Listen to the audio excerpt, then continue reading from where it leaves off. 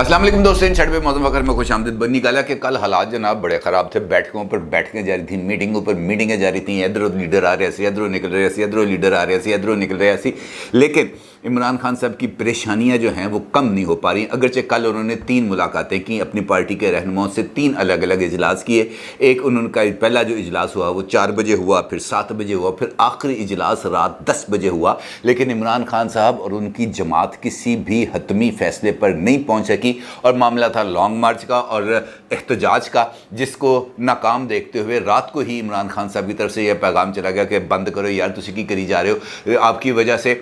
जो बदनामी है वो मुझे समेटना पड़ी है। क्योंकि जिस तरह का इमरान खान साहब और उनकी जमात समझती थी कि लोग अंधाधुंध बाहर निकलेंगे, लोगों ने सड़कें चौक कर देनी है, शीशे तोड़ देने हैं, हल्ला गुल्ला मचा देना है, इस हद तक सिचुएशन को ख़राब हो जाएगी कि जनाब कुछ दबाव बढ़ जाएगा, किसी की तरफ से कोई फ़ोन कॉल आ जाएगी, किसी की तरफ से कोई रब्ता किया जाएगा। ऐसा कख कंडा नहीं हो सका। हत्ता कि वो तमाम जगहें जहाँ पर इमरान खान साहब और उनकी जमात की हुकूमत थी, यानी खैबर पख्तूनख्वा और पंजाब, इमरान खान साहब वहाँ पर भी इम्पैक्ट क्रिएट नहीं कर सके और ना कोई सड़क बंद हुई, ना मुल्क जाम हुआ, ना इस्लामाबाद में दाखिल की कोशिश नाकाम हुई। सारे का सारा इनकलाब चंद आंसू गैस के शेलिंग की वजह से आंखों के ज़रिए बह गया, निकल गया सारा कुछ। और उसके बाद फिर इमरान खान साहब को ये पैगाम देना पड़ा कि नहीं जनाब, एहतजाज ना करो, घरों को वापस जाओ और उसके बाद देखेंगे कि क्या करना है। और यही सिचुएशन बनी गाला में देखने को मिली, जहाँ पर इमरान खान साहब ये कोशिश कर रहे थे कि किसी तरीके से लॉन्ग मार्च वाला मामला तय पा जाए। लेकिन इमरान खान साहब की तरफ से लॉन्ग मार्च भी अभी तक जो है वो पाइपलाइन में है, क्योंकि उसका वज़न उठाने के लिए कोई तैयार नहीं है। इमरान खान साहब का जो आखिरी इजलास हुआ कल रात 10 बजे बनी गाला में,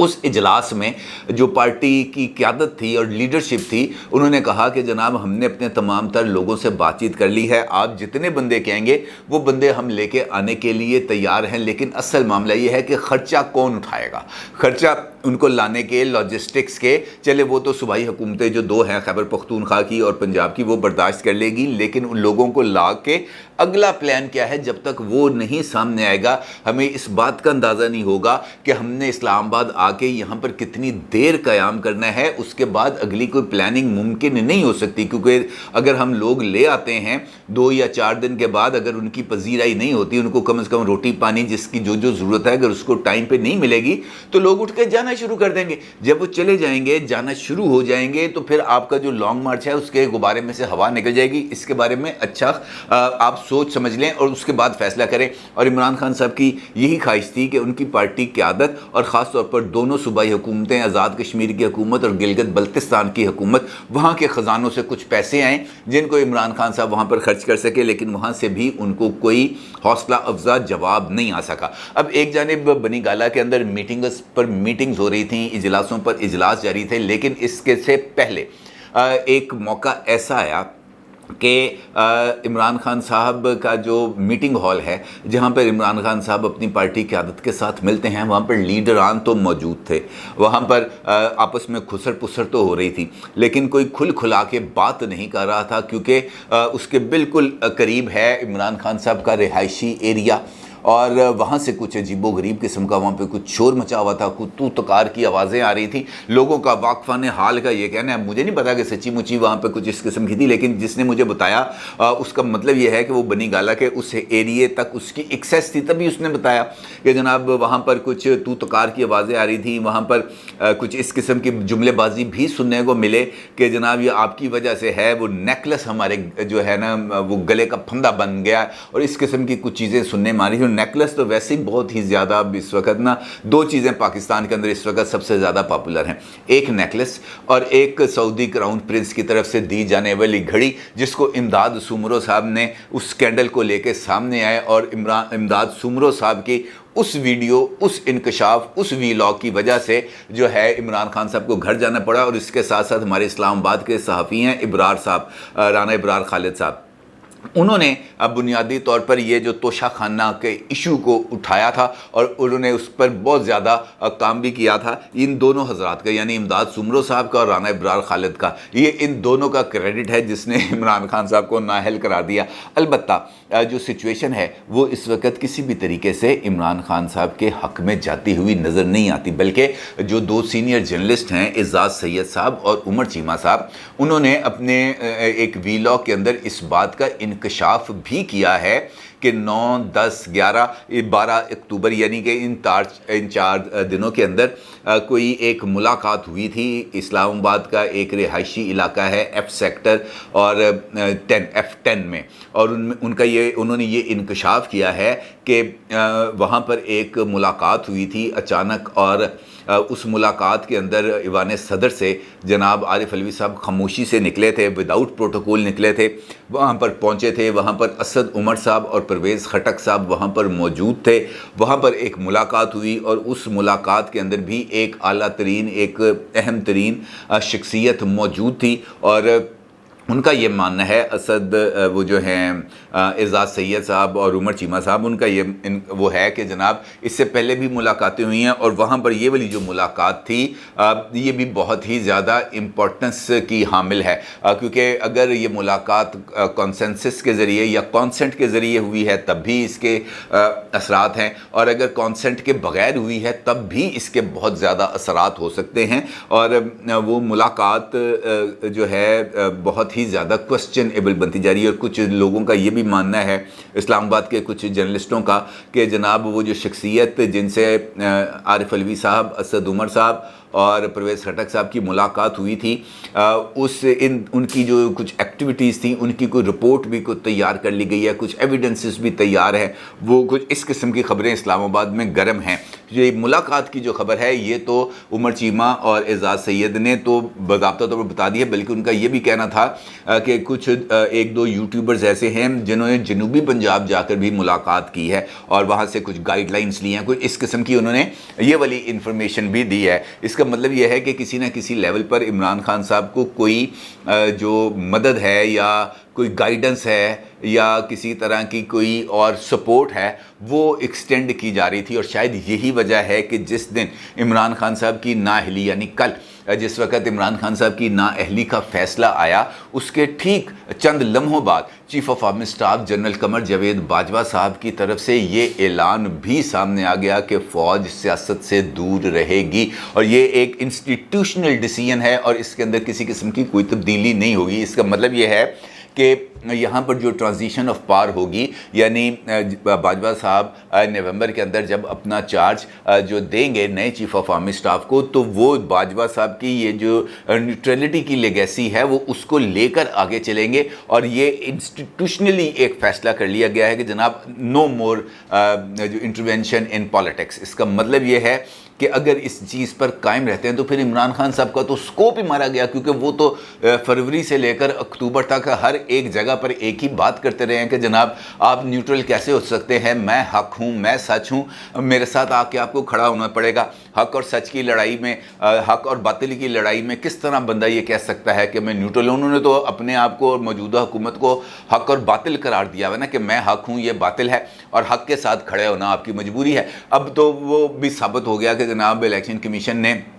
باضابطہ طور پر یہ بات بھی ڈکلیئر کر دی کہ جناب آپ چور بھی ہیں سرٹیفائیڈ. اگر وہ یہ کہتے تھے کہ میں سرٹیفائیڈ صادق اور امین ہوں، اب اس پر جو ہے الیکشن کمیشن کی طرف سے یہ اعلان آ گیا کہ نہیں جناب وہ والا ورڈکٹ غلط تھی، آپ سرٹیفائیڈ چور ثابت ہو گئے، سرٹیفائیڈ توشہ خانہ چور. تو لہٰذا بہت بڑا مشکل اب اس حوالے سے پیدا ہو گئی ہے، اور یہی وجہ ہے کہ عمران خان صاحب جس طرح کا رسپانس چاہ رہے تھے پبلک کا، ویسا رسپانس ان کو مل نہیں سکا. جس طرح میں نے آپ کو کل کی جو آخری ویڈیو تھی اس کے اندر میں نے آپ کو بتایا تھا کہ جناب لوگ نکلے ہیں، بلکہ میں نے آپ کو یہاں تک بتایا تھا کہ میں نے خود جیل روڈ پر گن کے 27 لوگ دیکھے تھے، 27 جو دھرنا دے کے بیٹھے ہوئے تھے. مثلا لاہور شہر ہے، پی ٹی آئی کی یہاں پر سیٹیں ہیں، پی ٹی آئی کی قیادت یہاں پہ موجود ہے، 27 لوگ صرف جیل روڈ پر بیٹھے ہوئے تھے. تو اس کا مطلب یہ ہے کہ وہ رسپانس عمران خان صاحب تو یہ شاید یہ سمجھ رہے تھے کہ لاہور سے ہی کم از کم 10 لاکھ لوگ ان کے 10 حلقوں سے نیشنل اسمبلی کے نکل آئیں گے، لیکن ایسا نہیں ہو سکا۔ اس کا مطلب یہ ہے کہ عمران خان صاحب اگر لانگ مارچ کے لیے آتے ہیں تو جتنا بڑا ہائپ انہوں نے کریٹ کیا ہوا ہے، اگر ویسا ہی رسپانس آیا جو عمران خان صاحب کی نااہلی کی صورت میں آیا، جس پر وہ کہتے تھے جناب انقلاب کا آغاز ہو جائے گا، پورا ملک بند ہو جائے گا، پتہ نہیں ہلا، چون کی آواز نہیں آئی کہیں سے، تو اس کا مطلب یہ ہے کہ وہ لانگ مارچ اب ان کے لیے کرنا اور زیادہ مشکل ہو جائے گا، کیونکہ ٹریلر چلا دیا رانا ثناء اللہ نے اسلام آباد میں، فیض آباد پر ٹریلر ہی چلایا نا، کسی اور جگہ تو کچھ نہیں ہوا، اور وہ بھی ٹریلر اس وجہ سے چلایا کہ وہ جو پتھراؤ کیا انہوں نے پولیس پر، اور اس کے بعد انہوں نے اسلام آباد کی حدود میں داخل ہونے کی کوشش کی۔ اگر وہ پرامن رہتے تو کسی کو کوئی مسئلہ نہیں تھا، لیکن جب انہوں نے پتھراؤ کیا، پولیس کو پیچھے دھکیلنے کی کوشش کی، تو رانا ثناء اللہ نے اپنا جو پہلا حکیمی نسخہ تھا اس کا ٹریلر دکھایا، اور وہ ٹریلر دکھانے کی وجہ سے جو باہر نکلے ہوئے تھے وہ بھی اندر چلے گئے کہ نہیں جناب یہاں پر تو اب ہماری دال نہیں گلنے والی، اور اس کے بعد پھر منت ترلے کا ایک سیشن بھی شروع ہوا، وہ بھی بڑا دلچسپ ہے۔ یہ میں آپ کو کچھ ٹویٹس دکھا رہا ہوں، اور یہ ٹویٹس ہیں سمیع ابراہیم صاحب کے، جو عمران خان صاحب جنہوں نے ابھی 2 دن پہلے جب اپنی پریس کانفرنس کی تھی تو اس وقت انہوں نے سمیع ابراہیم صاحب کو کوٹ بھی کیا تھا، آپ کو یاد ہوگا نا، کہ سمیع ابراہیم کے ساتھ انٹرویو میں نے یہ بات کہی تھی۔ اب سمیع ابراہیم صاحب مجھے نہیں سمجھ لگ رہی وہ کس کی منتیں ترلے کر رہے ہیں، مجھے نہیں اس بات کا اندازہ، آپ خود اس بات کا فیصلہ کر سکتے ہیں۔ یہ پہلا ٹویٹ ہے جو آپ اپنی اسکرین پر دیکھ سکتے ہیں، اس کے اندر وہ یہ کہتے ہیں، اتنے پتھر دل اور بے حس ہو مجھے اندازہ نہیں تھا، لوگ سڑکوں پر ہیں، ٹائر جلائے جا رہے ہیں، پولیس اسلام آباد میں داخل ہونے والوں پر شیلنگ کر رہی ہے، ہر شہر میں دھوئیں کے بادل چھائے ہیں، تمہیں آخر انتظار کس بات کا ہے، کچھ کرتے کیوں نہیں ہو؟ بھائی انہوں نے کہہ دیا ہم نے کچھ نہیں کرنا، کہہ دیا انہوں نے۔ آپ کو شاید آپ کی قوت سماعت ذرا تھوڑی سی خراب ہو گئی ہے، انہوں نے باضابطہ طور پہ اس بات کا اظہار کیا ہے کہ ایسی کچھ نہیں کرنا، ہن جو کچھ کرنا ہے تسی کرنا ہے، یعنی اب اگر آپ نے کوئی راستہ نکالنا ہے تو آپ نے خود راستہ نکالنا ہے، کسی طرح سے کوئی مدد نہیں آئے گی۔ اس درخواست کے مسترد ہونے کے بعد سمیع ابراہیم صاحب نے مطلب یہ ٹویٹ انہوں نے کیا ہے کل شام کو 4:14 پر، پھر انہوں نے ٹویٹ کیا ہے دوسرا، اور اس کے اندر وہ یہ کہتے ہیں کہ اچھا ٹھیک ہے مان لیتے ہیں آپ نے جانے کا فیصلہ کر لیا ہے، لیکن کیا گھر کو اس طرح افراتفری کی حالت میں ان چوروں کے سپرد کر کے جاؤ گے جنہیں عوام دیکھنا بھی نہیں چاہتے؟ اس طرح جاؤ گے تو کیا تاریخ تمہیں معاف کرے گی؟ تاریخ دلوانے میں کیا قباحت ہے؟ لو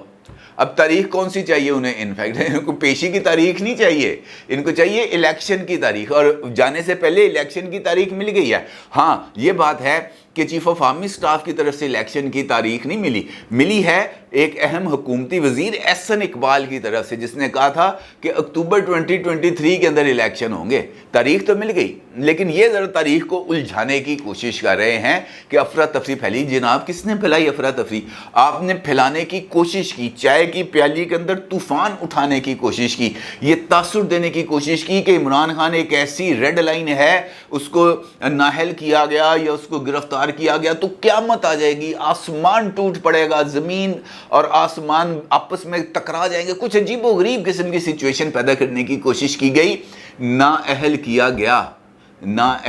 گیا۔ پنجاب جہاں پر پرویز الہی صاحب اور پاکستان تحریک انصاف کی حکومت ہے، خیبر پختونخوا جہاں پر تحریک انصاف کی حکومت ہے، گملہ نہیں ٹوٹا۔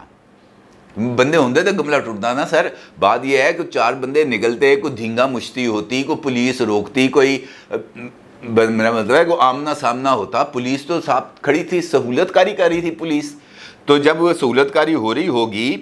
تو پھر لوگ کیسے نکلیں گے؟ لوگ نہیں نکلتے، ان باتوں سے لوگ نہیں نکلا کرتے، اور نہ ہی اس طرح کی جو طریقہ کار ہے اس سے کوئی جو ہے وہ ریلیف ملتا ہے۔ ایسا معاملہ نہیں ہے۔ عمران خان صاحب کو اب یہ لانگ مارچ کا جو سپ ہے یہ ان کو نکالنا پڑے گا، اس کے بغیر چارہ کوئی نہیں ہے۔ دیکھیں سیدھی سی بات ہے ٹریلر انہوں نے چلانے کی کوشش کی، انہوں نے کہا جناب عمران خان ہماری ریڈ لائن ہے، بلکہ ایک ویڈیو پیغام بھی کل میں نے دیکھا ہے کہ عمران خان صاحب کی طرف سے ہوتا ہے کہ ہو سکتا ہے مجھے گرفتار کر لیا جائے، ہو سکتا ہے کہ اس کے بعد مجھے آپ سے مخاطب ہونے کا موقع نہ ملے، ہو سکتا ہے کہ یہ جو ہے میرا فیصلہ کس قسم کا آ جائے، ہو سکتا ہے یہ ہو جائے، لیکن میں آپ کو یہ کہتا ہوں کہ حقیقی آزادی کے لیے قیمت ادا کرنی پڑتی ہے، آزادی ایسے نہیں ملتی، اس کے لیے قربانیاں دینا پڑتی ہیں۔ کتنے گئی قربانیاں سر؟ لوگ نہیں نکلتے۔ یہاں پر آپ کے 4 سال کے دور اقتدار نے لوگوں کو صرف روٹی کے چکر میں ایسا الجھا دیا ہے کہ وہ اس سے باہر نہیں نکلتے۔ ایک دن جلسے کے لیے 2 گھنٹے کے لیے جا سکتے ہیں، 15 دن کے لیے 126 دن کے لیے کوئی نہیں جا سکتا۔ 126 دن کا مطلب یہ ہے کہ اس کے گھر میں فاقے ہو جائیں گے، بجلی کا کنیکشن کٹا جائے گا، بچے سکول سے فارغ ہو جائیں گے، گھر میں فاقے ہوں گے۔ کون کرے گا آج کل؟ ان حالات کے اندر جتنی مہنگائی آپ کی وجہ سے ہوئی ہے اور موجودہ حکومت کی وجہ سے ہوئی ہے، اس مہنگائی کے اندر احتجاج کرنے کا کسی کے اندر سکت ہی نہیں رہ گئی۔ لوگ جس پھنس گیا نا گیڑے میں، جس دائرے کے سفر میں جو کولو کے بیل کی طرح چکر لگائی جا رہے ہیں گول گول، اس سے ان کے پاس باہر نکلنے کا کوئی راستہ نہیں ہے، اور کوئی راستہ آپ کی طرف سے چھوڑا بھی نہیں گیا۔ لہٰذا بہتر یہ ہے کان لپیٹ کے بندے بھیج دو پارلیمنٹ۔ خواجہ آصف صاحب 2-4 دن تن نہیں مانیں گے نا، لیکن اس کے بعد قبول کر لیے جائیں گے، آپ پولیٹیکل پروسیس میں واپس آ جائیں گے۔ اس لانگ مارچ نے کامیاب نہیں ہونا۔ آج کے احتجاج نے یہ بات ثابت کر دی ہے، دیٹ از ریٹن آن دی وال۔ اگر آپ مان لیں آپ کی مرضی، نہیں مانیں تو آپ کی مرضی۔ اپنی رائے کا ضرور اظہار کیجیے گا۔ آپ کا بہت شکریہ۔ اللہ حافظ۔